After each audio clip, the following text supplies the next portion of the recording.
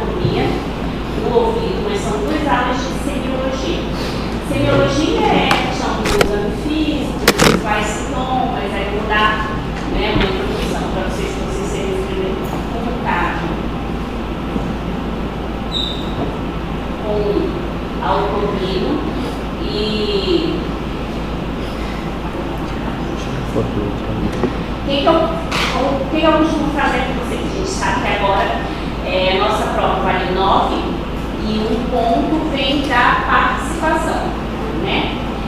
Então, o que eu faço? Eu peço para a turma se dividir em 5 para a gente apresentar 5 seminários. Vocês, né, no caso. Então, geralmente, esses seminários são de anatomia. Todos são de anatomia, entra em pouquinho da psicologia. E a cada seminário, são 5, cada seminário eu faço uma pequena avaliação. Entrego uma folhinha, cada um vale 0,2. Não fazia isso antes, mas o que eu percebo? Percebo que no dia do seminário só vem o pessoal para apresentar o seminário.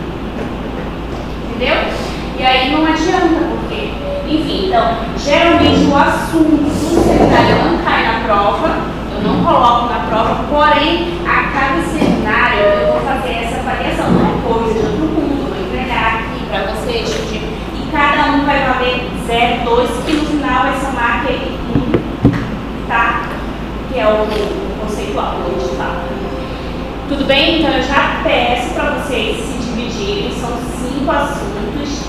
Eu coloco a anatomia do ouvido, a anatomia do nariz, a anatomia da faringe. É uma coisa bem básica. E aí eu entro com a questão mesmo de patologia, tá? Geralmente anatomia e fisiologia. E esse assunto ele não vai cair lá na nossa prova, no nosso livro 2, mas aí eu vou fazer essa avaliação. Foi a maneira que eu pensei. Agora, assim, eu estava percebendo isso. No dia do seminário, somente o que vai apresentar o seminário. Então, aí eu digo, não, vou fazer 5, 0, 2, 1, pronto. E aí, vamos lá. Gente, a otorrino, ela evoluiu muito nas últimas décadas, evoluiu, assim, em termos de exames, porque a otorrino, ela é muito visual. Claro, obviamente que uma anamnese sempre é importante. Vou pagar aqui acho que também posso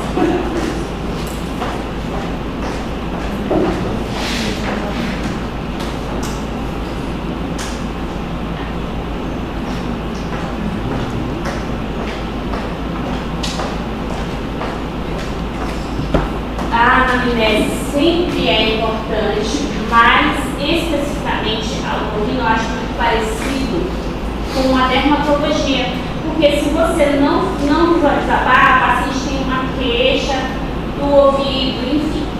Se você tem, porque são os sintomas ali que vai estar muito parecido, então você tem que fazer uma visualização desse ouvido. Eu até, às vezes, assim, no meu consultório, os pacientes costumam muito paciente do interior, a doutora faz consulta online. Eu digo, olha, ainda mais ouvido, tá? Digo, se for, sei lá, tontura, outros sintomas eu consigo fazer. Agora, dor de ouvido relacionado, não preciso da otoscopia. Preciso, mesmo que eu vá pedir um exame, mas eu preciso fazer a otoscopia.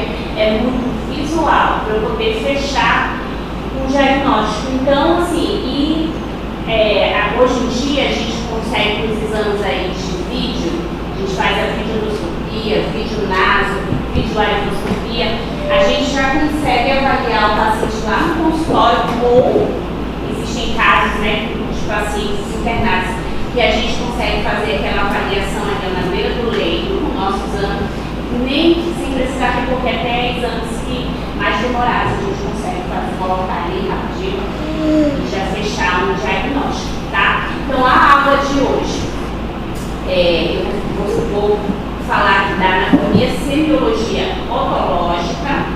Tem a anatomia, eu acho que não é aula errada, não é? Por isso que eu vi a data errada.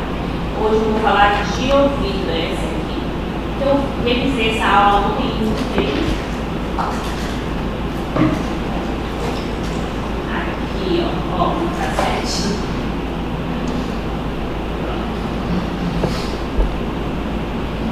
Então, assim, coloquei aqui uma frase, daquelas imagens vale mais do que 1000 palavras, exatamente para falar de vocês disso, dessa importância da questão do exame físico, da visualização. O meu objetivo aqui hoje é aumentar a capacidade de vocês que não tem contato, né, com a otorrino, mas assim, lá acho que na pediatria vocês fazem, né, a parte da otoscopia. Quem tem otoscópio? Quem comprou um otoscópio, gente? É tão importante ter um otoscópio quando vocês se formarem. Sei lá, vocês vão dar plantão, não sei, né, também qual o objetivo de cada um, mas vai dar um plantão no pronto-socorro. Gente, é muito importante. Um otoscópio. Tem otoscópio privado, eu acho que é assim, ó. Tanto vocês, né, a gente costuma de levar o estetoscópio, mas o otoscópio é assim, fundamental, sério, não é que eu sou doente, é porque a grande queixa que chega, no geral, é gente com dor de ouvido, aí o otoscópio ajuda também a fazer esse exame. Vocês vão ver assim, ó, pronto-socorro é muito isso aqui, ó, via aérea, aqui na nossa região, agora essa questão de fumaça, esse tempo seco, então aqui, ó, muita via aérea que chega. Então, o meu objetivo aqui é aumentar a capacidade de pesquisar e decodificar os sinais e sintomas otorrinolaringológicos. Vou falar sobre os principais sintomas do ouvido, por isso que eu dividi essa aula. Antes eu vinha para falar do ouvido, do nariz, então passaram de 2 horas, entendeu? Então eu resolvi, dividir, aí a gente não precisa ir correndo, aumentar o acervo fotográfico mental de vocês. Como assim? Eu vou mostrar, vocês vão ver que eu vou jogar aqui, ó, várias imagens da rolha de cera, enfim, mas é assim, a princípio vocês vão ficar aquele monte de imagem ali, mas é porque a gente precisa gravar para depois a gente correlacionar. Quando eu estava estudando para a residência, eu lembro que tinha 2 metodologias de estudo, tinha não sei como é que é agora, né? Tinha o MED-CEL e o MED-Curso, né? O MED-Curso é o antigo. O MED-Curso, ele é aquele modelo tradicional que a gente vinha, e o MED-CEL era diferente. O MED-CEL, de trazer umas apostilas, por exemplo, cefaleia. Aí ele vinha com tudo que poderia causar cefaleia. E eu achei aquilo tão legal, diferente do MED-Curso, tá? E essa minha aula é mais ou menos isso. Aí eu vou colocar aqui otalgia. O que vocês precisam pensar se chegar um paciente lá com vocês com otalgia, tá? Mais ou menos isso aqui. E otimizar a capacidade de vocês de estabelecer hipóteses diagnósticas. Então, uma rápida pincelada na anatomia da orelha. Antigamente chamava-se ouvido, agora o termo correto é orelha, tá? Orelha externa, orelha média, orelha interna. Algumas pessoas acham que é estranho, porque parece que orelha, você só fala aqui, ó, né, essa parte aqui de fora, mas agora o termo correto é orelha externa, orelha média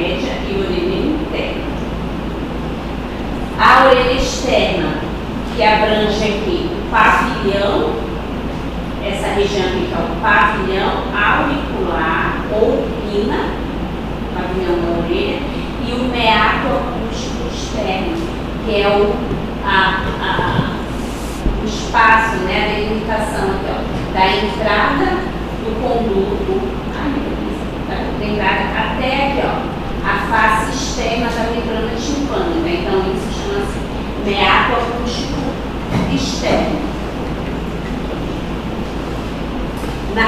Na região do pavilhão da orelha ou da pina, a gente tem algumas nomenclaturas que são importantes no momento, por exemplo, que a gente quer identificar na nossa anamnese, existe uma lesão em que região, entendeu? Então é importante, gente, por exemplo, câncer de pele costuma aparecer muito nessa região. Então a gente, né, numa anamnese poderia se passar assim, uma lesão ulcerada ou granulomatosa, enfim, em região superior de hélice, alguma coisa assim. Então a nomenclatura aqui das partes da orelha externa seria hélice, estou botando com a setinha aqui, ó, a hélice que abrange toda, como se fosse a borda, sabe? A borda externa é a hélice da orelha, essa região todinha.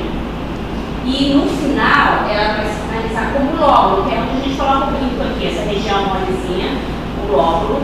Então a gente tem a hélice, a parte, eu costumo fazer assim para ficar mais fácil de decorar, a parte contralateral seria aqui, ó, a gente tem os ramos da antihélice, que são esses dois,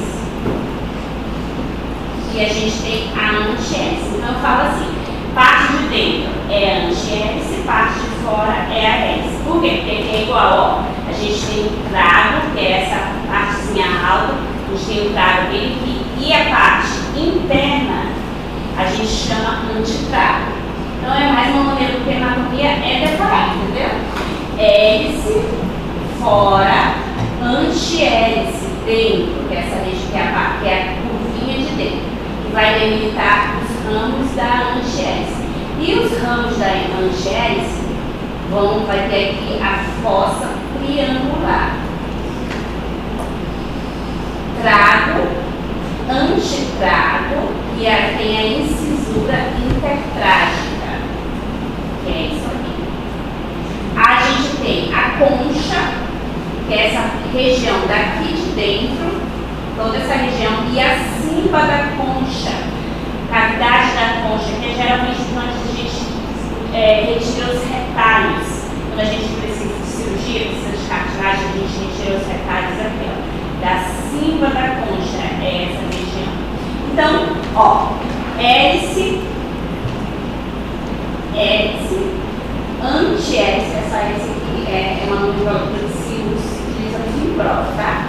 Hélice, antihélice, que é a parte de dentro. Aí, incisura, a gente tem aqui os ramos da antihélice que vão delimitar a fossa triangular. Parte superior foi trago, antitrago, que são as duas elevações antitrago, e a incisura intertrágica, que é isso aqui. Cavidade da concha ou cima da concha, aqui que é onde são as regiões que a gente retira cartilagens e óvulo, que é onde a gente põe os brincos, geralmente, né, aqui embaixo. Isso, aí eu estava falando aqui, orelha externa, tá? Orelha externa. Aí eu vou entrar aqui na orelha média. A orelha média é a região delimitada.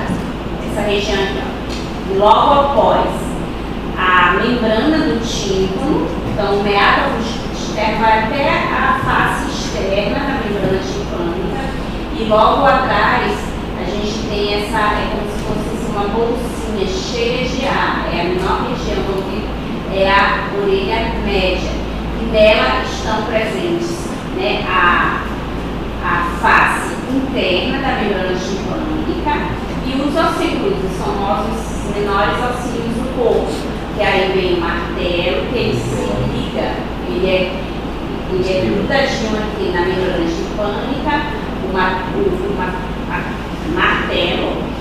vai ser ligado aqui, ó, através da bigorna ao estribo, que vai se ligar a existe uma janelinha bem aqui nessa região da orelha interna, que é onde o estribo vai se ligar. Então, e tem uma estrutura muito importante aqui nessa orelha média, que é a trompa de Eustáquio, tá? Que é a cavidade que tem comunicação, que faz a comunicação aqui, ó, da rinofaringe da rinofaringe com a orelha média. E essa trompa, essa tuba, é a tuba auditiva, tá? Ela é muito importante, que ela é responsável por fazer a equalização das pressões externas com a pressão na área do ouvido. Então, quando a gente viaja de avião, quando sobe montanha, que a gente vê que a gente sente lá o ouvido tampando, a gente começa aqui a deglutir, fazer essa movimentação, porque a tuba, que é uma estrutura cartilaginosa, ela vai trabalhar, vai começar a abrir e fechar, e ela vai conseguir equalizar essa expressão. E em alguns casos, algumas patologias, se a gente tiver com secreção, esse mecanismo não vai ocorrer, e a gente pode fazer uma otite média, pode fazer um barotrauma aqui no ouvido, tá? Tem motivo tal. E a orelha interna? A orelha interna é a parte já mais profunda, que é onde estão localizadas a cóclea, que é o órgão da audição, e os canais semicirculares, que é o órgão responsável pelo equilíbrio. Eu vou detalhar mais aqui pra frente. Então, a orelha média é a cavidade timpânica, como eu falei, é uma como se fosse uma bolsinha cheia de ar. Eu forneço os slides para vocês, tá? Depois ficar mais fácil. É essa bolsinha cheia de ar que fica dentro do osso, o osso da mastoide, está localizado na porção pétrea, essa região temporal, que é aqui, que fica cheia de ar, vai se comunicar, como eu falei, com a nasofaringe através da tuba auditiva, aqui é a nasofaringe, e a gente tem os ossículos articulares, o martelo, o górgão, o ossículo, que eles têm um mecanismo de amplificação. Essa relação aqui, ó, de ligação é muito importante na produção do som, porque ele vai ter um mecanismo de alavanca, ele consegue, na transmissão do som através dele, ele amplifica em mais ou menos 20 vezes a energia mecânica, fazendo que a gente seja capaz de ouvir os sons, produzir os sons. A gente tem aqui nessa região dois músculos importantes também, que fazem papel importante nesse trabalho de abrir e fechar a tuba auditiva, para que a gente possa, ventilar aqui a orelha média, que são o músculo tensor do tímpano e o músculo estapédio. Tem uma importância grande também, isso aqui vai ser falado na aula de fisiologia, tem uma importância também, eles têm um reflexo de proteção, quando a gente se expõe a um som muito alto, uma explosão, uma batida de um tambor, alguma coisa, ele se contrai, e aí nessa contração, que no geral ocorre essa amplificação do som em 20 vezes, ele consegue fazer um mecanismo de contração e ele vai diminuir. Para quê? Porque com um som muito alto a gente teria uma lesão no ouvido interno, tá? E a gente tem também duas estruturas importantes, que são a janela oval, que é essa aqui, onde o estribo ele vai estar se conectando na orelha interna, e a janela redonda. Gente, eu sei que é muito nome, vocês ficam repetitivos, já mas é a anatomia, Então, sabe por que eu faço isso? Por isso que eu prefiro, às vezes, passar esse seminário de anatomia para vocês, porque senão eu chego aqui, ó, e jogo os nomes e ninguém grava nada. Querendo ou não, para mim, pelo menos é a minha percepção, quando vocês vão lá, estudam, preparam o seminário, vocês fixam alguma coisa. Mas eu sei, a anatomia realmente é chato. É decoreba, né? Na verdade, mas a gente precisa saber. sabendo porque essas coisinhas caem em prova. E a orelha interna. A orelha interna, ela é composta por um labirinto ósseo ou pele linfática e um labirinto membranáceo. Eu costumo falar, eu digo que é como se fosse um ovo, tá? Um ovo. A parte de fora é o labirinto ósseo, que é uma casquinha, aquela casquinha ali se quebra e dentro tá preenchido, né? O ovo tem todo um negócio lá dentro, que seria o labirinto membranáceo ou endolinfático. Então é isso, existe uma casquinha, ó, que reveste tudo, que é uma proteção, e dentro tem realmente a parte dos ductos do labirinto membranáceo, que são os ductos semicirculares, ducto semicircular superior ou anterior, ducto semicircular posterior e o lateral. De cada lado a gente tem o superior, o posterior e o lateral, direito e esquerdo. E a gente tem também o sacro e o utrículo, que são os dois órgãos que ficam nessa região aqui. Esse aqui é o sacro e a região do utrículo, ele é o pinózinho. Esses órgãos aqui, canais, semicirculares, sacro, utrículo, eles são importantes na fisiologia do equilíbrio.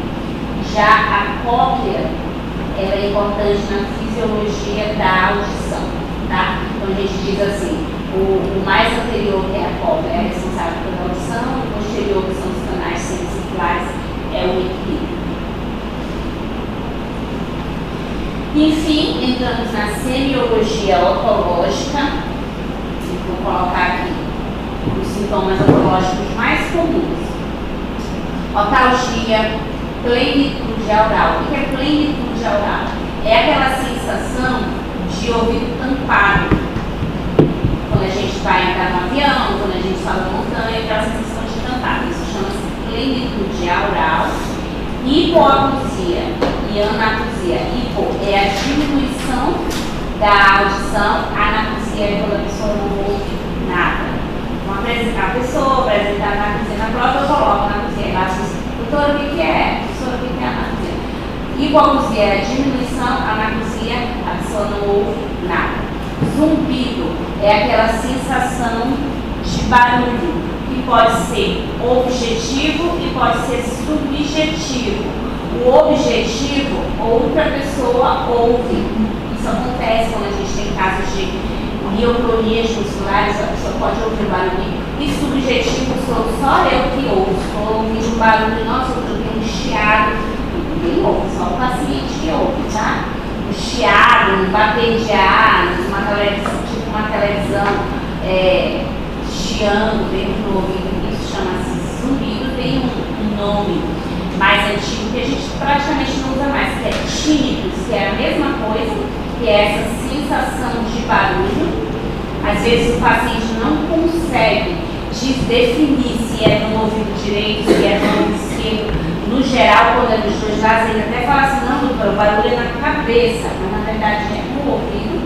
Ele não consegue saber se definir qual é o lado.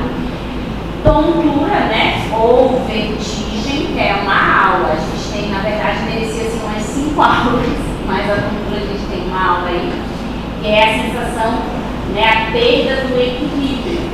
Existem vários diagnósticos aí que trazem essa tontura. E o prurido, que é a coceira. Então, esses, gente, são os sintomas do dia a dia do otorrino, de ouvido. É otalgia, é plenitude, nossa. Todo mundo fica gripado aí, tem gente que evolui com otite média, aí chega lá, doutora, eu fiquei assim, eu fiquei muito ruim, muito gripado, muito catarro. Melhorei, mas agora meu ouvido tampou. Isso é meu dia a dia, todo dia a gente faz assim. Meu ouvido tampou e tá aqui, tampa, não estampa. Hipoacusia, anacusia também, muito comum, zumbido, muito. Esses são os sintomas do dia a dia, tá? Eu atendo praticamente todo dia. Então, otalgia. O paciente chegou com dor de ouvido. O que vocês têm que... Quais são as hipóteses principais aí a se pensar? Uma otite externa, porque o acometimento aqui da região do conduto auditivo externo, uma otite média aguda, disfunção temporomandibular. É um diagnóstico diferencial que entra aqui, que às vezes ninguém pensa. O paciente vai lá, uma dor súbita, e doutora, dói assim, parece dar uma espontada, uma especulada. Aí eu vou lá, faço a endoscopia, não tem nada. Normal. No geral, é a disfunção de ATM, muito comum. Aí eu pego aqui, ó, peço que o paciente abrir, fechar a boca, e ele, é aqui, ó, é aqui que dói. Lá dentro do ouvido, só assim. Lá dentro, mas na verdade não, é aqui, ó, na articulação, é um dedinho aqui. Aí, não é o otorrino, né? Eu mando ele para o bucomaxilo. Faça um anti-inflamatório para aliviar, porque às vezes o paciente não consegue nem mastigar, que dói, e mando ele para o bucomaxilo. Mas é um diagnóstico diferencial muito comum. Isso aí chega muito, aparece muito. Tem muita relação com a atenção do paciente quando está tenso, aí começa a enrijecer essa região aqui. Aí às vezes eu até falo, doutor, parece que vem aqui para trás, a dor, sabe? Faringites, as inflamações da garganta dão dor reflexa no ouvido. Então, às vezes o paciente chega lá dizendo, é uma dor aqui, e aí a gente vai examinar a garganta, está com a garganta inflamada, e o câncer de laringe, gente, é um diagnóstico também a se pensar. E aí, no caso, a gente tem que, né? Fumante, tem história de tabagismo, tem que avaliar se existe fazer uma vigilaria, se tem rouquidão, também muito importante nesse diferencial aí do câncer de laringe e rouquidão, pedir uma vigilaria, porque muitas vezes assim, a gente consegue, um câncer de laringe a gente consegue diagnosticar muito precocemente uma questão de rouquidão, tá? Plenitude aural. Quais as principais causas de plenitude aural? Disparar. Folha de cera. Folha de cera. Principalmente se o paciente chega assim e diz, doutora, eu fui limpar o ouvido. Meu ouvido tampou. Ele foi lá com o cotonete e empurrou a cerinha que estava aqui. Vou falar mais pra frente, na aula de externo. A cera, no nosso ouvido, ela só é produzida bem aqui, porque o conduto auditivo ele tem 2/3 dentro ósseo e 1/3 externo é cartilaginoso. E a cera só é produzido nesse 1/3 médio cartilaginoso. Então a cera é produzida bem aqui, ó. Não fica cera lá para dentro, aquele negócio. E a cera no teu ouvido só entope de cera quando você começa a colocar o cotonete e vai empurrando, porque não tem produção de cera lá para dentro. Aí o paciente, a pessoa, né, vai lá, deixa eu limpar o meu ouvido. Tem gente que ama limpar o ouvido. Aí, pô, tampou, aí chega lá, tá? Então, assim, disparado. O mais comum realmente é rolha de cera. Também tem a questão de perda auditiva, aí quando o paciente reclama e realmente ele pode ter uma perda auditiva. As otites, aí as duas otites, no caso, os dois principais tipos, podem causar, que é a otite externa, porque pode causar ali um edema do conduto que fecha, o conduto fecha mesmo de tão edemaciado, e aí o paciente não ouve. E a otite média, que é o quê? É porque depois que vem de um quadro de IVAS, né, de infecção de via aérea, a pessoa com muita secreção evolui com a sensação de ouvido tampado, que é a secreção do nariz veio para o ouvido. Então são dois mecanismos completamente diferentes, tem tratamento completamente diferente. Isso aqui eu acho que é assim, ó, quem sai dessa minha matéria aqui, pelo amor de Deus, sabendo diferenciar onde chama de otite média, eu já fico satisfeita, juro. Porque eu pego muito no consultório, tratamento é rápido, gente. Eu pego muita gente com otite média, com secreção lá dentro, e dando ponto de ouvido, que de nada vai adiantar. Entendeu? Então, quando na prova eu coloco assim, e aí, geralmente eu coloco as questões discursivas disso. E aí eu vejo, nossa, esse aqui entendeu direitinho, eu fico feliz. Porque na prática, no dia a dia, eu pego um diagnóstico, um paciente fazendo tratamento, usando remédio lá dias e dias, sem melhora nenhuma. Tá? Então, as otites, eu tenho um diagnóstico que eu não coloquei aqui, mas que eu me toquei ontem à noite, é o corpo estranho. Não é tão comum, mas acontece também de ter corpos estranhos, né? Tipo, sei lá, a pessoa coloca as crianças, geralmente é criança que põe alguma coisinha dentro do ouvido. Essa semana eu lembrei, eu sempre falo dessa minha paciente, e eu por um acaso na podóloga, e aí na conversando, ela disse assim, tu é otorrino? Eu disse, sou. Atendi, eu disse, mas eu fui lá com o Chico de João, tem caroço de feijão no meu ouvido. Aí eu disse, gente, foi uma paciente que chegou lá dizendo assim, doutora, eu tô com um caroço de feijão aqui, já tem uns 20 anos no meu ouvido. Quem vai acreditar que a pessoa está com 20 anos com caroço de feijão? Eu disse, não, é sério. Quando eu era criança, minha mãe levou lá no João Paulo, porque eu tinha colocado, só que não tiraram, e ficou aí. Aí eu assim, eu não dei teste também não, né? Deve ser. Aí tá. Aí eu venho pro Diana falando que eu fui lá examinar e vi um negócio escuro. Eu digo, não, menina, tá aqui, é cera, vamos tirar, vamos limpar. Aí eu fui lá com uma coleta, fizeram um negócio duro, um negócio tão. Enfim, saiu. Quando saiu, gente, era um caroço, assim, a gente quebrou, ela quebrou e tinha, tipo, dentro do caroço de feijão, tinha um negocinho, né? Tipo um broto. E ela disse assim, doutora, eu sabia, porque eu lembro, eu já era grande quando eu coloquei isso, só que ficou aí, e ficou. E aí aquele caroço, ela já tinha ido não sei quantos otorrinos, aí não é cera. Aquele negócio ali criou realmente uma cera, igual tipo uma capa, e a mulher ficou com um caroço de feijão lá. 20 anos, eu não sei mais como brotou. Aí ela disse assim mesmo, gente, foi muito pequeno. Mas ela disse assim, ei, depois que tirou aquele, assim, eu vivia com meu ouvido tampado, então é um diagnóstico diferencial, né, gente?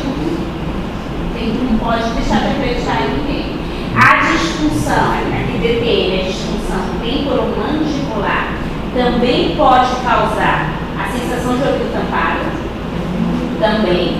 E as labirintopatias, gente, labirintopatias, eu não falo labirintite, tá? Porque labirintite é um diagnóstico específico e raro, raríssimo, dificílimo pegar um caso de labirintite, mas qualquer cultura do povo tem aí, diz que é labirintite. Na verdade, não. Existem várias labirintopatias, que são doenças que causam cultura. A labirintite, eu falo isso em aula de vertigem, ela é uma infecção do ouvido interno, geralmente bem associada aí, com quadros graves, quadros de neurite, quadros de meningite. Então é muito raro pegar a meningite. Eu peguei 2, 3 na minha vida, sério, então é muito difícil pegar um caso. Só que no geral foi um termo que se popularizou e todo mundo que encontrou aí diz que era meningite. Ver a tontura, né, ou vertigem, que pode ter as suas causas centrais e as causas periféricas. Periféricas é com a gente, periférica é com o otorrino, central é com o neuro. Então, ali no pronto-socorro, é muito importante que a gente consiga fazer a diferenciação. Eu acho que é central, não, é periférica. Por quê? Porque aí, nesses casos aqui, o tratamento de emergência é fundamental, salva a vida do paciente, né? As causas centrais um acidente vascular encefálico cerebelar, tumores cerebrais, cerebelopatias crônicas, causas centrais. Periféricas, aí entra o nosso diagnóstico de diferenciais. VPPB, vestígio postural paroxística benigna, que é a causa mais comum de tontura. É a VPPB, a famosa tontura dos cristais. Alguém já ouviu falar?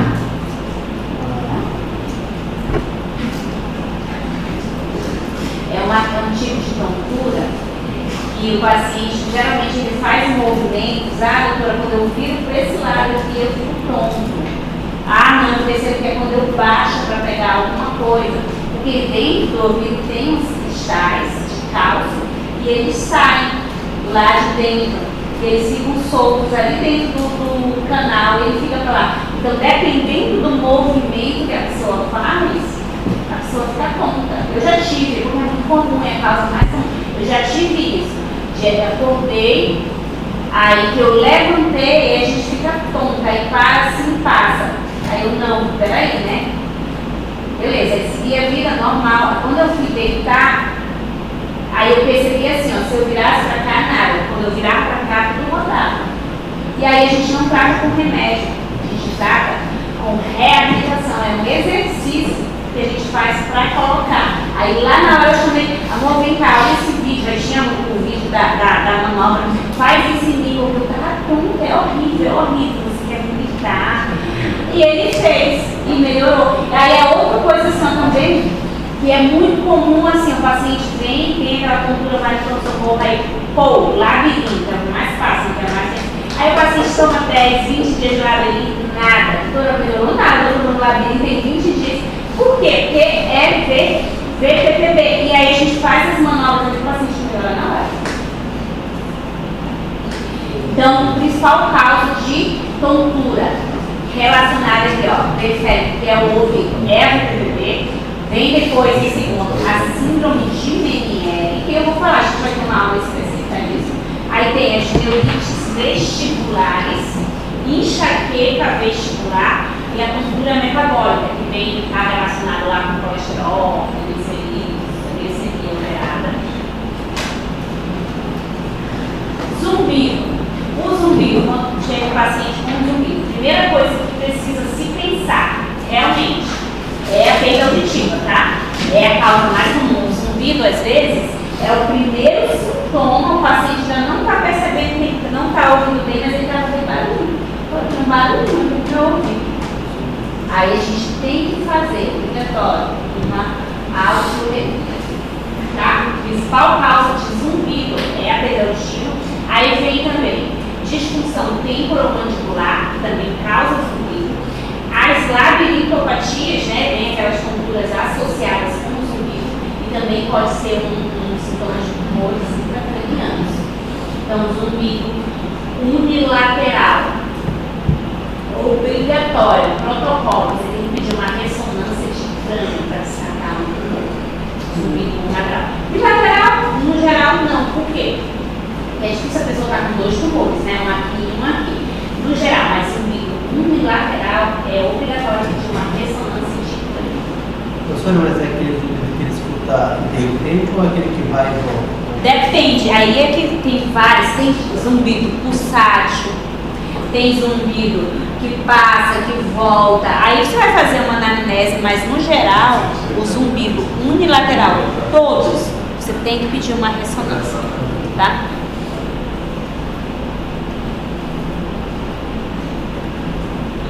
Prurido.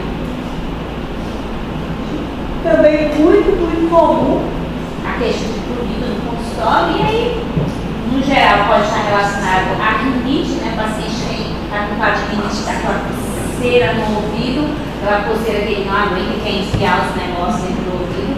Pode ser uma dermatite seborreica, eu encontro muito, principalmente porque tem gente que criou o hábito que acha que é preciso de vez em quando fazer uma lavagem de ouvido, ainda não. Eu gosto de fazer uma lavagem de ouvido de vez em quando. Aí vai fazer uma dermatite seborreica, porque a pele aqui de dentro do conduto vai perder a camada de proteção que tem.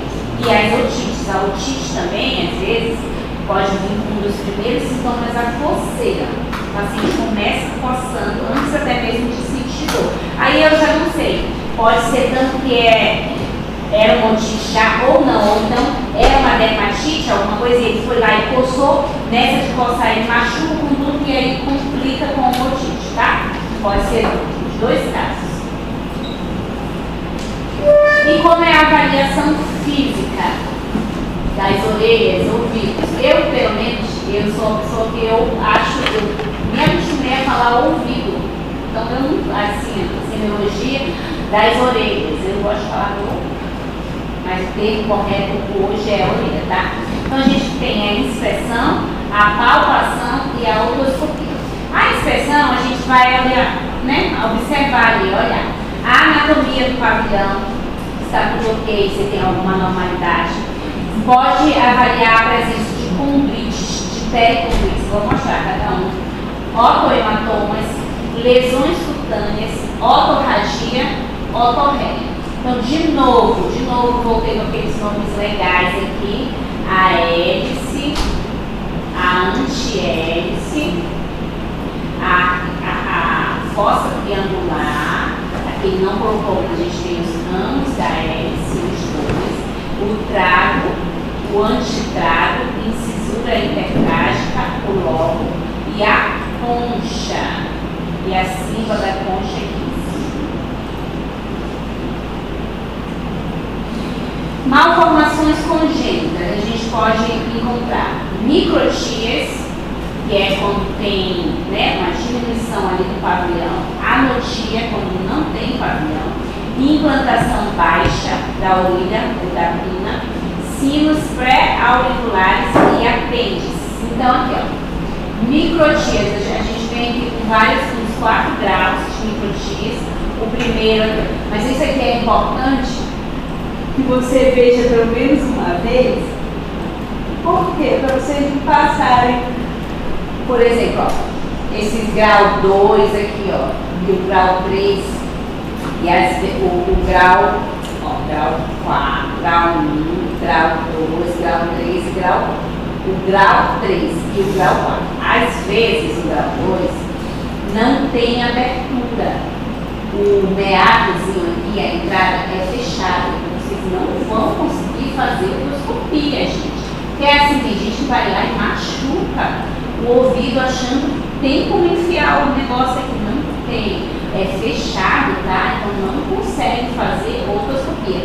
Esse aqui, geralmente, é só a parte externa, realmente está alterada. E aqui o canal está perfeito.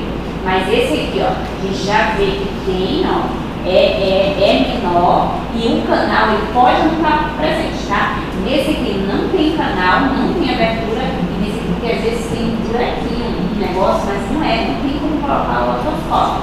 Então é importante saber isso aí para não machucar o paciente. A implantação baixa. Isso aqui é pacto bicomônico, é um negócio que fecha o diagnóstico. Isso aqui está presente em síndrome de Down, síndrome de Turner. A orelhinha ela mais.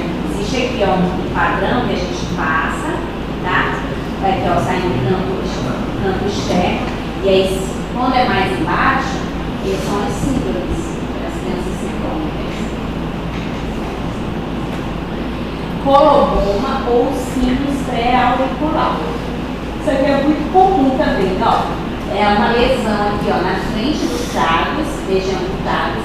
Então pode ser às vezes como se fosse tem muita gente que confunde com uma espinha, um acne, tenta espremer, mas é uma infecção dessa glândulazinha aqui. E ele costuma ter infecções recorrentes do seu fibra constante.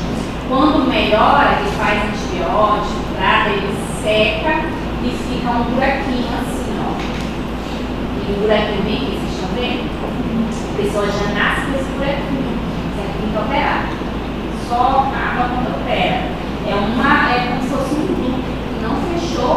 Aí a gente corta, disseca todo aquele duto, tira, porque senão chega um momento que se torna desagradável. A pessoa, gente, por que eu estou dizendo esse negócio, areia, tem gente que não aguenta mais. E pararia, gente, isso aqui é só cirúrgico, porque esse mesmo que faz com antibiótico, ele volta, tá? É como se fosse um cisto sepático, assim, como se fosse um negócio de um cisto sepático. Quando você não vai lá e opera, vai continuar. Então o nome disso é colobomas ou sinus pré-auricular. É um comum, muito, parece muito. Condrite pericondrite. Alguém tem aí esse buraquinho?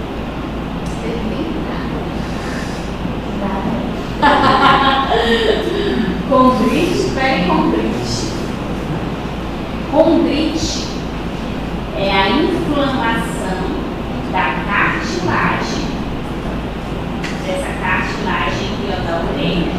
pode ser infecciosa, né? Uma infecção bacteriana. Existe também o quadro de pericondrite autoimune, a pessoa tem essas inflamações, e o quadro de pericondrite recorrente. Essa infecção da cartilagem, ela é uma infecção que tem que ser tratada, no geral, a gente tem que internar o paciente, porque é cartilagem, então cartilagem não tem uma vascularização. Se não tratar rapidamente, essa orelha necrosa, o paciente com uma orelha sem braço. É muito comum aqueles lutadores, né, de jiu-jitsu, por quê? Porque a cartilagem ela não tem uma vascularização, né? Então tem que tratar muito rápido, porque senão necrosa, rapidinho. Aqui, ó. E o otohematoma já é quando tem uma correção, né? Não é inflamação. Isso aqui geralmente é secundário a traumas. Então faz então uma coleção de sangue, que é um hematoma, e isso também é uma urgência. A gente já tem pacientes assim que tem que drenar. Se não drenar, o paciente perde o pedaço da orelha. Rapidinho. Otohematoma tem que ser drenado. Aí a gente faz um corte, coloca aqui faz um curativo de carbonato, a gente fala de estrutura mesmo, uma gase, para não acumular mais líquido. Por isso que tem muitos aqueles lutadores que, né, se os pedaços da orelha, que acontece. Aqui é uma infecção, aqui tem processo infeccioso, aqui hiperemia, tem sinais logísticos, e aqui não. É uma coleção de sangue, é trauma, entendeu? Porque lá o paciente pode ter febre, ter dor, é uma infecção. Aqui não, parece uma tumoração, assim, um abaulamento. E lesões cutâneas, aparece muita lesão assim, ó, em orelhas, que podem ser câncer de pele, geralmente as pessoas passam, né? O protetor solar, que é no rosto, mas que passa na orelha. Então aparece muita lesão em orelha. De não se passa, não se passa, nem acho que tem lá de passar protetor solar na lesão. É porque a gente passa, mas a gente eu passo aqui com base, a gente está passando na minha orelha. Então, mas acontece. E aí, ó, sempre se atentar uma ferida, não cicatriza de jeito nenhum, tá? Tem que biopsiar, gente. Tem que biopsiar. E é importante, né, quando a gente. Onde é que está localizada essa lesão aqui? Uma lesão, cerada, tem bordas levadas na hélice, é a parte de fora. Não é no lóbulo, é na hélice. Aqui, ó. Já é aqui na região, entre os ramos da hélice. E aqui, no lóbulo. Né? Achei que é um queloide.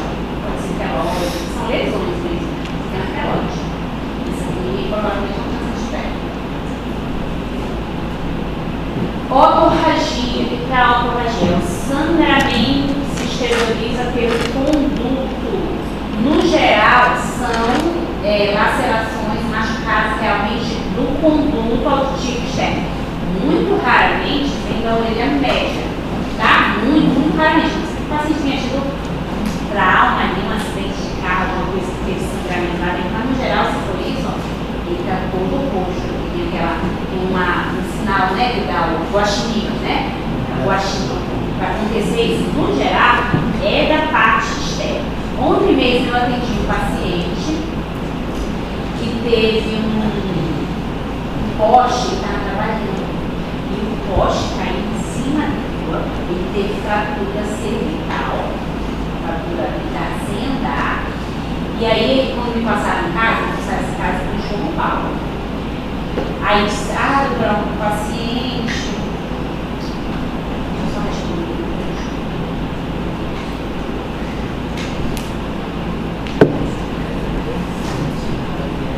Paciente, trauma radiomedular, aí vem lá, já vai queixando de hipoxia. Aí eu disse que já aconteceu.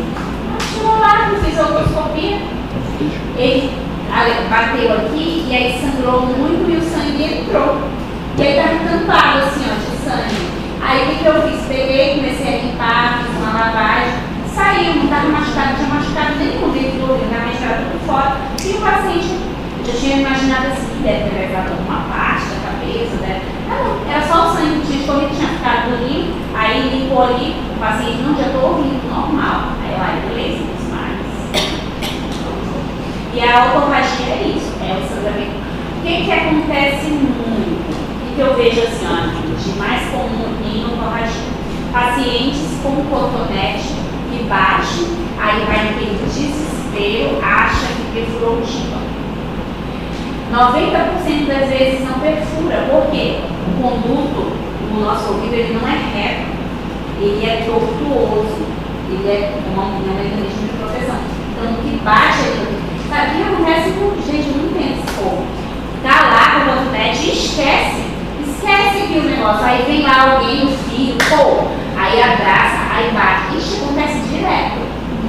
Só que aí acontece direto isso, eu não sei. O pessoal esquece o cotonete, porque ou tá limpando, acha que a pessoa dois vai dormir, tá limpando, aí esquece, aí dorme, aí virou, pô, amassa o cotonete.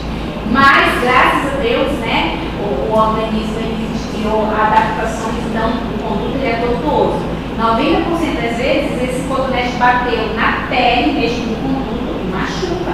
E aí sangra, mas não foi do tímpano, porque do tímpano é uma dor muito assim, sabe, insuportável. Porque tem ossículo, atrás do tímpano tem ligado ao ossículo. O que você lacera ali, não quebra o ossículo, faz alguma coisa, então é muito grave. Mas na grande maioria, realmente, a laceração é no conduto, tá? Aí o que a gente faz? Pinga uma gota de antibiótico, auxiliares, pinga em 7 dias, aquela laceração vai melhorar e acabou. A gente não cauteriza, não faz, não dá ponto, não tem como, não tem como. A gente pinga uma gota e passa. Quando perfura o tímpano?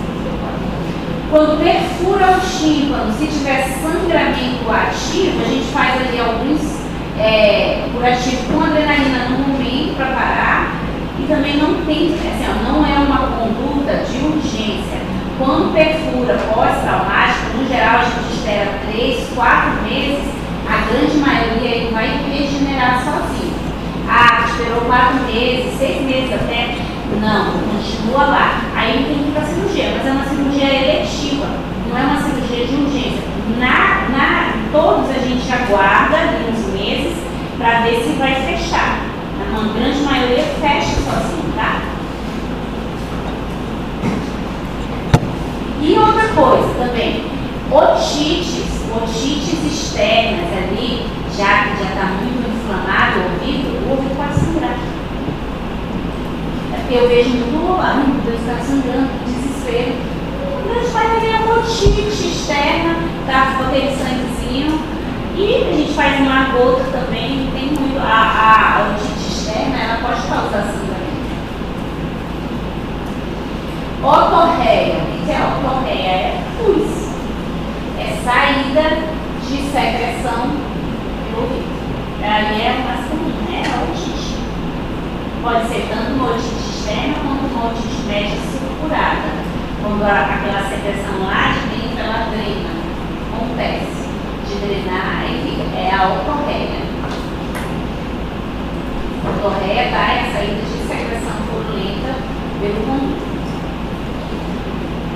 A região retroauricular, tá? Essa região aqui, ó, por trás. O que a gente pode avaliar essa região de trás? Abscessos retroauriculares, hiperemias, ecmoses, cicatrizes. Muito importante em crianças que faz otite média, eles podem evoluir com uma mastoidite. Aí a mastoidite é questão de prova minha, eu coloco lá o exame físico que dá alterado mastoidite, a gente olha aqui atrás, ele faz uma palpação, a criança grita, tá?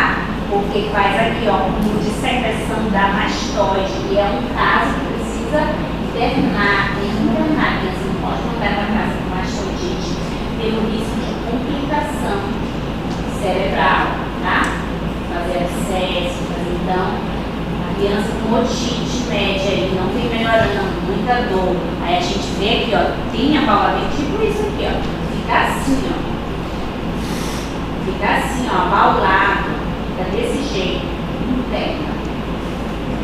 Interna para pedir uma tomografia, aí precisa mais histórias. E é principalmente crianças que fazem muito. Então, assim, a inspeção nessa região, a gente pode fazer aqui a compressão do trágus também, para ver se a pessoa vai reclamar de dor. A posteriorização do pavilhão, coloca aqui, e a palpação do processo da mastoide, que é aqui, ó, é o ossinho, é a ponta da mastoide, que fica bem aqui. Se palpar lá e a pessoa reclamar, nossa, doeu, ela doeu assim, insuportável, tem que pensar em mastodite. Na otoscopia, eu vou ter todo mundo comprar esse otoscópio. Vou mandar um link de um otoscópio bom e barato, R$200. Quero, tá bem. Gente, vocês acham caro R$200? Todos os estudantes.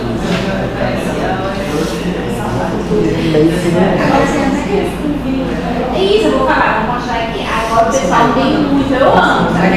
Porque quando manda um caso pra mim, já me manda até a imagem. Eu vou mostrar pra vocês. É uma canetinha que pede pela internet. Aí você coloca nem kit e manda a imagem no celular. E agora eu vou explicar a regulação, já me manda os casos. Olha aqui, doutora, eu tirou até a foto. Vocês podiam comprar. Eu tenho uma, na verdade eu tenho uma em casa, eu quase não uso. Eu uso meu otoscópio, eu tenho um otoscópio cirúrgico, porque ele diz que é baratinho. Então o otoscópio de otorrino, então o otoscópio cirúrgico é muito caro, gente, é 5, 6 mil. Tá? Então 200 é um otoscópio baratinho, tá bom? Mas é muito importante, é muito bacana se vocês quiserem fazer um atendimento de qualidade. Enfim, bom, então aqui ó. Estou mostrando alguns, tem o otoscópio, tá? Esse não é o otoscópio cirúrgico. Aí tem os espéculozinhos, que a gente tem de vários tamanhos, para poder a gente examina a orelha de criança, a orelha de adulto, tem que são mais largos.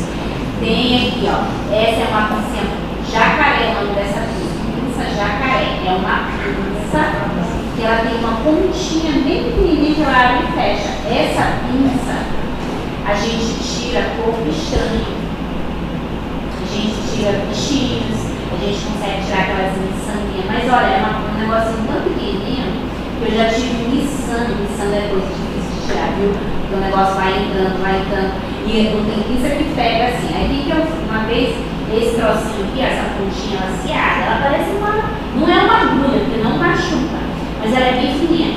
Vocês já viram que as miçangas, essas bolinhas tem um buraquinho? Pois eu só consegui tirar porque eu enfiei o negocinho dentro do buraquinho e puxei. Assim, depois de horas tentando o negócio. Quando é miçanga muito grande, fica ali e só, mas olha, é um negócio de lá. E aqui, esses aqui são aspiradores, ó, que a gente usa muito em consultório mesmo para aspirar a secreção, aspirar, às vezes dependendo da consistência da cera, a gente consegue aspirar a cera. E aqui são puretas, ó. Essa é a pureta para cauterizar, a gente coloca um algodãozinho para secar o ouvido. E essa é uma puretinha que tem um buraquinho, que também é para corpo estranho. Eu falo de corpo estranho, imagina a aula de externa, eu falo de corpo estranho. Corpo estranho de ouvido é assim, minha gente. Vocês acham que atenderam alguém com corpo estranho? Não tem que tirar. Caminha por tudo. E nessa de tentar tirar, na maioria das vezes, acaba empurrando mais, machuca o conduto do paciente todo, o paciente já chega com a gente todo machucado, sangra, não dá mais pra ter nada. E uma coisa que era simples, como é que é assim? Ouvido, a gente tem que ter material específico. Não adianta usar pinça quer, não adianta, a pessoa vai empurrar mais por dentro. Só dificulta. No geral é assim, ó. 1 segundo a gente tira uma miçanguinha, porque o negócio não entra até o fundo do ouvido, a criança não enfia. Quem enfia é o pessoal tentando tirar.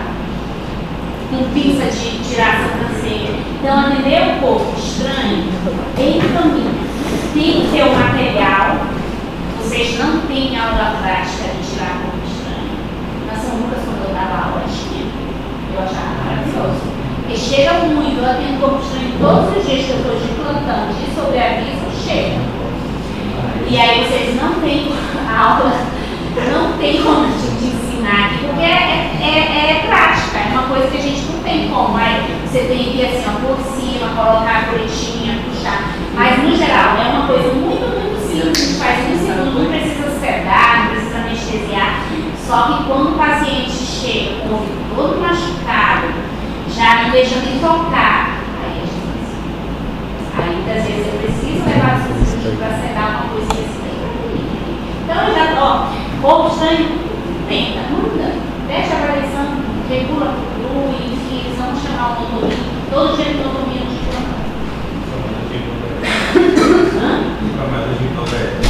tem gente que vem lá de Guajará.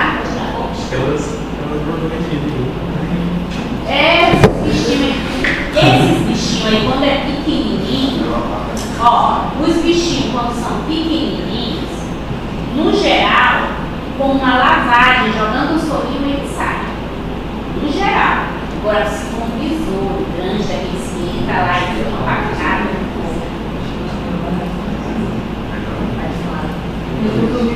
aqui a otoscopia, eu com minha secretária, fazendo a otoscopia. Então, a posição para fazer a otoscopia, o paciente tem que estar sentado, tá? A otoscopia a gente não faz deitado, não, faz sentado.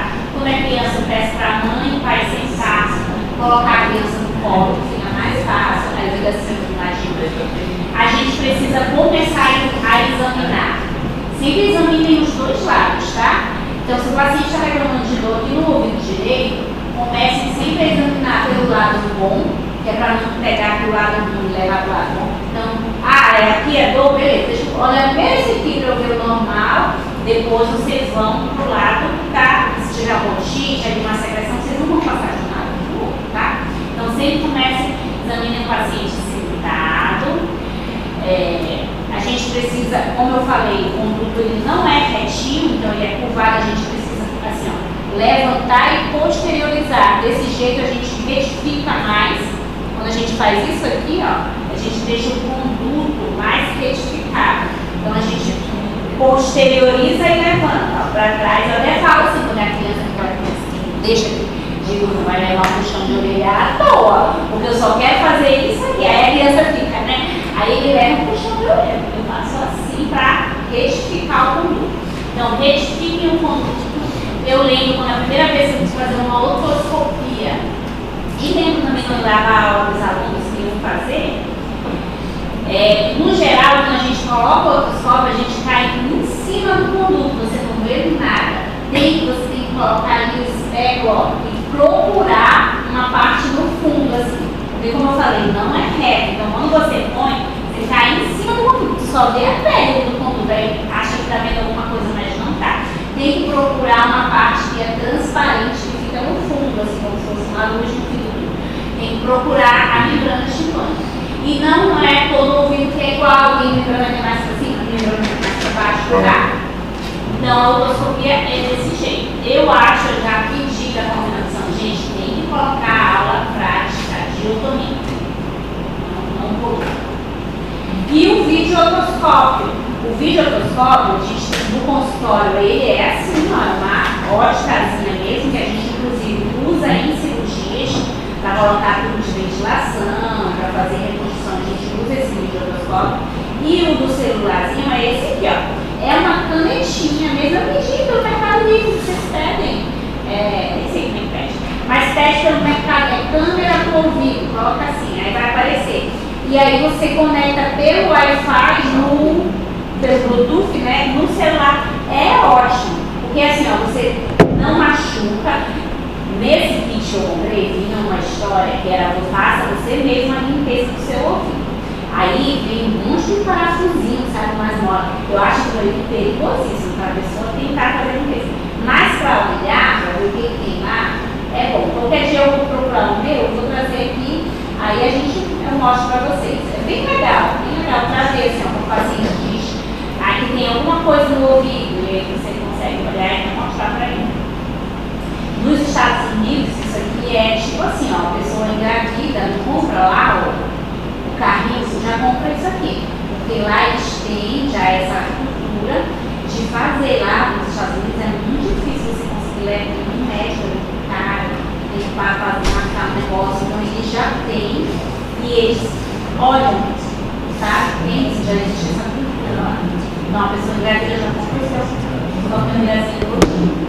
a otoscopia normal, grave porque vai cair na próstata. Gravem a otoscopia normal, porque vocês vão precisar saber como está alterado. Tá? Otoscopia normal, é isso que a gente enxerga. No geral, ó, quando é a primeira exame que você vai fazer, você coloca, a gente só vê aqui, ó, parede. Então, deu aquele negócio, é uma parede, não sabe de acho que é. A gente tem que procurar essa parte aqui, ó, é como se tivesse uma luzinha mesmo, porque tem um triângulo luminoso, que é uma luzinha que fica lá no tímpano, tá? É o triângulo luminoso. Isso aqui nos ajuda, a gente está falando. Isso aqui nos ajuda, inclusive, a saber qual é o ouvido. Não na vida, né? Porque na vida a gente vai saber qual é o ouvido que a gente está examinando. Mas, por exemplo, eles têm, às vezes já acontece, de se colocar uma questão em prova, olha, a otoscopia, que ouvido é esse? E o que guia a gente aqui, ó, é esse triângulo luminoso. Ele sempre vai apontar para a parte anterior. Então, o triângulo luminoso sempre está apontando para a parte anterior. Então, que ouvido é esse aqui, gente?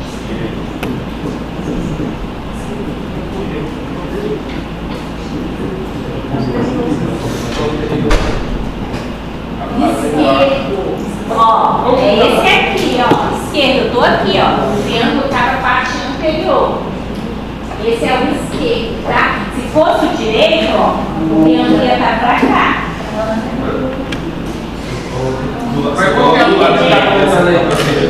Entendeu? Sempre vai estar apontando para a parte anterior. Então, aqui, ó, posição. Sempre para a parte anterior. Esse é o certo, mas eu não coloco. Mas qual que é a cor? Eu sou muito prática assim, ó. Eu não gosto de colocar pegadinhas em prova. Eu gosto de colocar casos que acontecem. Olha, chegou esse paciente para mim, eu coloco aquele caso na prova, tá? Eu não coloco coisinhas assim. Explica aí, qual é o lado que está apontando aí? A ponta dele, não entendi. O triângulo luminoso sempre. Deixa eu ver se tem essa. Não tem. Não. Tem outra aula que eu falo assim.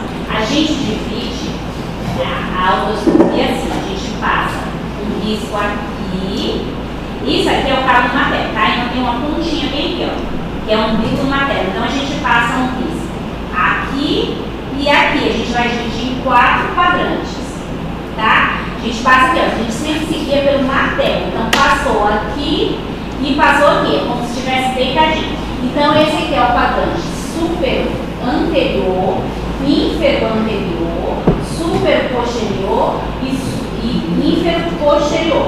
O triângulo luminoso, ele fica no quadrante anterior inferior. E o cabo materno, esse é o cabo materno. O umbigo materno, ele vai definir essa região, é como se fosse uma região mais flácida, por isso que tem essa luzinha. E aí, ó. Então a parte anterior é essa tá aberta. Não, a parte anterior é aqui, ó. Passei um risco aqui, ó.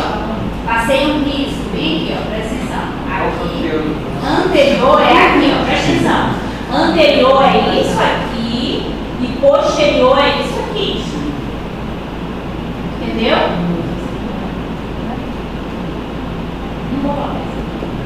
Bora, senão a gente vai fazer. Então aqui, ó, as estruturas, isso aqui é um desenho, tá? Isso aqui não é real, tá? Então aqui, ó. Processo lateral do martelo. Quando a pessoa tem um tímpano muito transparente, a gente consegue ver o nervo corda do tímpano atrás. Não é fácil, não é muito comum, mas quando a pessoa tem um tímpano muito transparente, a gente consegue ver atrás um nervinho passando, é o nervo corda do tímpano. Face externa da membrana timpânica, o umbigo da membrana timpânica, o cabo do martelo. E qual é a parte anterior aqui? Ó, lembra sempre, ó, daqui o cabo do martelo, eu vou passar o risco assim e o risco assim. Vou passar assim. E o triângulo luminoso, ó, vai pra frente, é aqui. Esse é qual? Não, qual o ouvido? Direito ou esquerdo? Direito. Direito, né? Tá? Direito. direito, ó, coloquei, ó, minha posição. Aqui, ó, direito. Essa posição aqui, vocês vão ver meu triângulo luminoso pra onde? Pra cá, pra frente, né? Pra cá. Folha de cera, olhem lá, tudo isso aí é folha de cera. Não confundam com bicho, dizendo que é um bicho, o paciente senão ele vai desesperado, louco. É cera. A cera ela pode ser mais amarronzada, mais escurecida, tipo essa. Tem cera que é bem pretinha, tem cera que é mais marronzinha e tem cera que é mais clarinha, tá? Mas não confundam não, isso aqui é uma bolha de cera. Isso aqui já é aquela cera bem seca, cera ressecada. Isso aqui é uma cera mais molezinha, eu acho. Mas isso é tudo cera. Isso aqui, os condutos estão tudo cheio de cera. Às vezes a cera pode ter um aspecto mais avermelhado, que pode olhar e achar até que é sangue. Mas não é cera. Não deixe o paciente desesperar. Corpo estranho, essa. Então, assim, ó, com um bichinho, preste atenção. O bichinho aqui, assim, ó, você joga realmente um sorinho lá. Ah, é importante vocês saberem. O que faz um paciente quando entra um bicho? O bicho tá lá, louco, se debatendo. Óleo. Não é soro, não é álcool, é óleo. Por que óleo? Porque o óleo, ele é um meio que o bichinho ele não vai conseguir se movimentar. Ele fica ali, ó, imobilizado. O óleo, ele imobiliza. O bicho vai ficar simplesmente... O soro não. Você joga, escorre, o bicho fica mais louco ainda, entra mais, fez por tímpano, faz um estrago. Tá? Então, não é álcool, não é soro. Geralmente quer colocar soro. É óleo. E óleo, doutora? Qualquer óleo mineral. Geralmente eu não sou óleo mineral. Óleo mineral, óleo de coco, óleo de dendê, óleo de cozinha. Qualquer óleo, porque é meio viscoso que é, ele para, ele fica imobilizado. Muitas vezes, até nisso assim, ó, ele fica imobilizado, que vira, aí escorre e o bicho vem junto. Porque senão, se você jogar outra coisa, o bicho fica mais, porque fica preso. O bichinho fica preso naquele buraco, ele quer sair também, ele não sabe como é que ele entrou ali. Então, se você joga um negócio no soro, ele vai correndo mais preso, tem bichinho pra ver, você não dá bichinho. Mosca, faz isso, besouro, faz, entendeu? Então é óleo. Olha, isso aqui é um algodão, tá? A pessoa vai limpar o ouvido e o algodão fica preso. Acontece muito. E chega lá com o algodão e quando mexe dentro do ouvido. Deixa eu ver se fala. 11 slides. Otite externa difusa aguda. Isso aqui é uma otite externa. Gente, isso aqui é legal, isso aqui é importante para vocês saberem a diferença. Ó. Isso aqui é uma otite externa. A gente vê o conduto hiperemiado, edemaciado. Isso aqui está muito edemaciado. Isso aqui ó, já está com uma secreçãozinha, tipo, sei lá, meio sudado. Esse aqui, ó, muito edema, muito edema. Isso é a otite externa aguda. É a otite aqui de fora, ó, parte de fora. Aí, otite média. Olha a diferença para a otite média. A otite, a gente vai olhar o conduto e o conduto vai estar normal. Só que quando a gente olha o tímpano, olha isso aqui, ó. Isso significa o quê? Que tem secreção por trás. Esse abaulamento da membrana timpânica é patognomônico. Você viu o abaulamento da membrana timpânica? É a otite média aguda. Tá? Otite média aguda. Então, esse é um tímpano normal. Olha a diferença. Um tímpano normal, um negócio que é transparente, a gente enxerga o ossinho aqui atrás. Isso aqui vocês enxergam alguma coisa? Não, porque está cheio de secreção. Isso aqui enxerga? Secreção. A gente não vê mais nada, a gente só vê o tímpano opaco e muitas vezes abaulado. Porque a secreção, ela faz, ela empurra, dá muita dor, tá? As crianças choram desesperada. No geral, as crianças não sabem dizer, o negócio é muito comum, de média é muito comum em criança, por causa da tuba auditiva, que ela é mais horizontal, a nossa aguda é mais vertical, é mais difícil, só que a criança é assim, então o líquido passa muito mais fácil, por isso que a criança tem mais otite média, tá? Mas tem uma aula específica falar disso. E aí eu pulei aqui, ó, a otomicose. A otomicose é uma coisa diferente. É uma coisa assim que você olha, não vê só aquela secreção, mas tu vê uma coisa assim, ó, meio preto, meio estranho, é a otomicose. Mas eu estou pensativa aqui, porque ontem não sei quem era, me ligou um médico lá do João Paulo e disse assim, doutora, eu queria discutir um caso com a senhora. Eu disse, pode. Eu disse, eu estou com um paciente aqui que está com secreção nos 2 ouvidos, está com dor, e ele vem fazendo itraconazol, veio na boca dele de itraconazol, e ele não mandou o quê? Aí eu disse, mas itraconazol por quê? Eu fiquei assim, já que era um otite na conta, né? Aí disse, não, ele fez a otoscopia e disse que tinha visto micelas. Eu fiquei pensando se realmente, porque é difícil a gente conseguir visualizar assim. O fungo, a gente vê que não é um pus, mas também é tipo uma massa, é uma coisa assim diferente. Sei que o paciente usou, mas outra coisa, otomicose não se trata com um antifúngico oral. Não trata, é pó. E eu sei lá, a pessoa usou itraconazol, aí eu disse assim, o que eu faço? Eu digo, eu vou entrar com um antibiótico, que é uma otite. Tá com otite pra eu reavaliar, né? Mas eu fiquei pensando, gente, por que a pessoa ligou com itraconazol? Mas é isso, ó, isso aqui é fungo, a gente pode ver, sabe aquela parede quando fica cheia de mofo, e tem infiltração? É que nem aqui, viu? E esse aqui já é um negócio mais avançado, acho que fica cheio de bruma, como se fosse uma massa branca, tá? Isso é otomicose. A queixa geralmente é o quê? Não é dor. É muita coceira e o paciente diz que o ouvido está tampado. Coça, o paciente não sente nem dor. Esse não está com muita dor, estava com secreção. Diferente, um fungo geralmente é coceira e o ouvido tampado, porque está com essa massa lá. Mas como que dá isso? Geralmente é umidade. Ou então dá muito paciente diabético, umidade baixa, entendeu? Mas é umidade. Assim, que cai água dentro do chuveiro mesmo, se estão úmidos, ou gente que gosta de ficar fazendo lavagem do ouvido. Não dói, professor. Lavagem? Não, otomicose não é doloroso. Não, no geral, a não ser que tenha uma infecção que o paciente tem de cutucar alguma coisa, e aí vem uma infecção bacteriana secundária. Mas no geral, isso coça e tampa. O paciente não está nem doendo, mas está tampadinho no ouvido. Otite média, vou parar, tá? Completou aqui, a gente continua na próxima aula. Eu parei aqui com 40.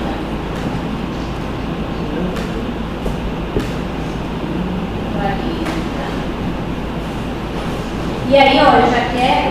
Quem é? Quem foi que me mandou mensagem? Ainda mandei mensagem pra ele hoje de manhã, faz um peixe que é 7h30. Nossa, nem ele acordou. Não, a gente vai ter que ter uma agitação nessa parte.